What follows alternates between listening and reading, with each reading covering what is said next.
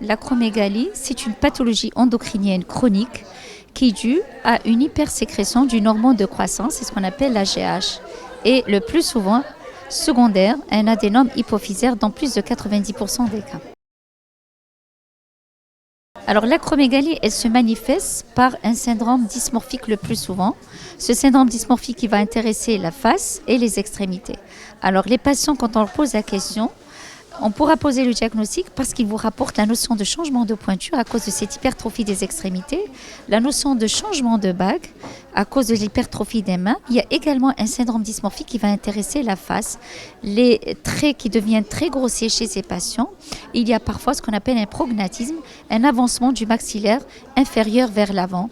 Il y a d'autres signes. Généralement, quand on voit un acromégale, on a l'impression que tous les acromégales se ressemblent à cause de ce syndrome dysmorphique. La femme, avec les avancées thérapeutiques actuellement, on arrive à réduire le taux d'hormones de croissance et on arrive à augmenter quand même la fécondité chez la femme.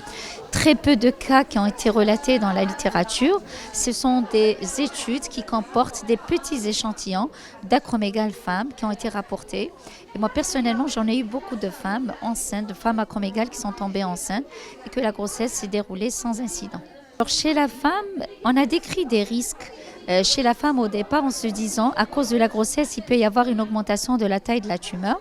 Mais les données récentes vont à l'encontre de ces observations puisqu'actuellement on dit que très peu de cas qui ont été rapportés avec une augmentation de la taille de la tumeur. Mais sauf que la femme acromégale, quand elle n'est pas bien contrôlée avant la grossesse, il y a un risque d'augmentation de complications cardiovasculaires, notamment l'hypertension artérielle et de complications métaboliques, notamment un diabète déséquilibré qui pourrait être très mal géré pendant la grossesse. Le traitement dans la grossesse, on est obligé d'arrêter toutes les thérapeutiques en dehors des agonistes dopaminergiques. S'il y a possibilité, si on a la main forcée devant un adénome hypophysaire et que la malade est très mal contrôlée, on pourra proposer la chirurgie au deuxième trimestre de la grossesse pour faire l'exérèse plutôt de l'adénome.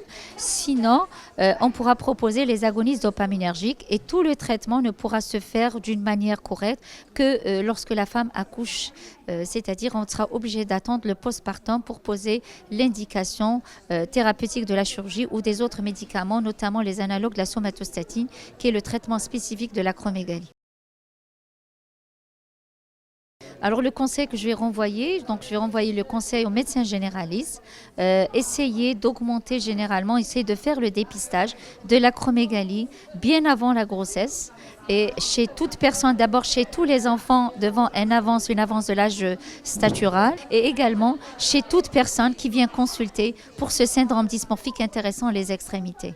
Et puis également, il faudra peut-être faire le dépistage devant certaines complications, notamment l'hypertension artérielle mal équilibrée, le diabète sucré mal équilibré et le syndrome du canal carpien bilatéral.